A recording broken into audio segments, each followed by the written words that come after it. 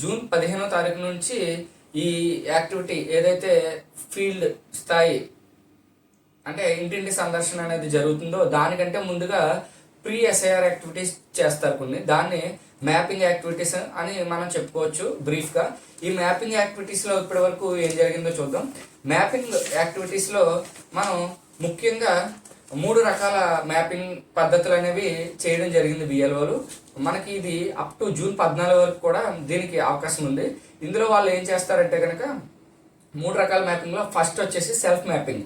ఈ self mapping అంటే ఏంటంటే ఎవరైతే ప్రస్తుత ఓటర్ లిస్టులో పేరుండి వారి యొక్క పేరు 2002 ఓటర్ లిస్టులో అంటే లాస్ట్ ఎస్ఐఆర్లో కూడా కనుక పేరు ఉంటే కనుక ఈ ప్రస్తుత ఓటర్ లిస్టులో ఉన్న ఈ పేరుని 2002 ఓటర్ లిస్ట్ పేరుతో అనుసంధానించడాన్ని సెల్ఫ్ మ్యాపింగ్ అని అంటాం. ఇది ఫస్ట్ కేసు. రెండో కేసులో వచ్చేసరికి యాడ్ ప్రాజనీ అంటాం. ఈ యాడ్ ప్రాజనీ అంటే బంధుత్వాన్ని యాడ్ చేయడం.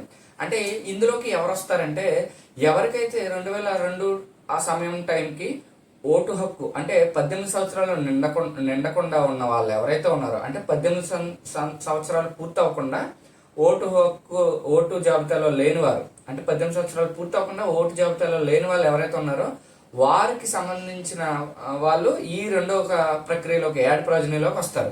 వారిని ఏం చేస్తామంటే ఎవరైతే ఈ 2002 లిస్టులో ఉన్నారో అంటే పేరెంట్స్ గ్రాండ్ పేరెంట్స్ ఉన్నారో వారితో వారిని అనుసంధానం చేస్తాం. అంటే వాళ్ళు ఇప్పుడు ప్రస్తుతం వారికి ఓటు హక్కు ఉంది కానీ 2002 టైంకి వీరు అర్హులైన ఓటర్స్ కాదు, అందువల్ల ఆ జాబితాలో లేరు. సో ఈ యాడ్ ప్రాజనీ ద్వారా వారిని ఇందులో 2002 లిస్టులో ఉన్న పేరెంట్స్ తోటి గ్రాండ్ పేరెంట్స్ తోటి యాడ్ చేయడం జరుగుతుందండి. తర్వాత మూడవది సెల్ఫ్ ప్రాజనీ. ఈ సెల్ఫ్ ప్రాజనీ ఎవరికి ఉపయోగపడుతుంది అంటే ఎవరైతే 2002 సమయానికి 18 సంవత్సరాల వయసు పూర్తయి కానీ ఓటు ఏదేని కారణం చేత వారికి ఓటు అనేది లభించలేదు అంటే 2002లో ఓటు హక్కు లేదు వారికి, కానీ అప్పటికి వారికి 18 సంవత్సరాలు నిండిపోయి ఉండొచ్చు.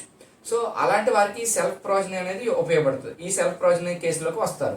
సో వారిని ఏం చేస్తామంటే ఈ 18 సంవత్సరాల నుండి 2002 టైంకి ఓటు హక్కు లేకుండా ప్రస్తుతం ఓటు హక్కు ఉన్నవారు ఉన్నారో వీరికి ఆ టైంలో 2002లో ఉన్న పేరెంట్స్ గ్రాండ్ పేరెంట్స్ని మ్యాప్ చేస్తాం. సో ఇది బేసిక్గా ఈ 3 రకాల మ్యాపింగ్ పద్ధతులు. ఇది కాకుండా స్పెషల్ కేసు ఇంకొకటి ఏముంటుందంటే పెళ్ళి అయిన మహిళలు ఎవరైతే ఉన్నారో వారు ప్రస్తుతం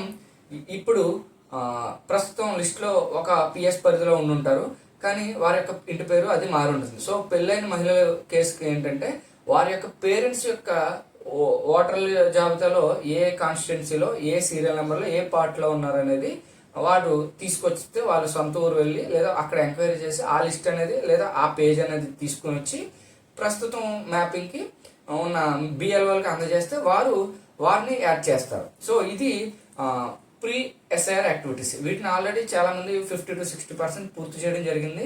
ఇంకా చేయాల్సి ఉంటుంది. దీనికి లాస్ట్ డేట్ అనేది 14th వరకు పెట్టడం జరిగిందండి. సో 15th నుంచి ఎస్ఐఆర్ యాక్టివిటీస్ అంటే మేజర్ ఎస్ఐఆర్ యాక్టివిటీస్ అనేది స్టార్ట్ అయిపోతాయి. అంటే ఇంటింటి సందర్శన అనేది మొదలవుతుందండి.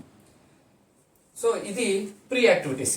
ఇప్పుడు మనం ఇంటింటి సందర్శనకు సంబంధించి ఏం చేయాలి ఏంటి అనేది ఇప్పుడు మనం తదుపరి చూద్దామండి.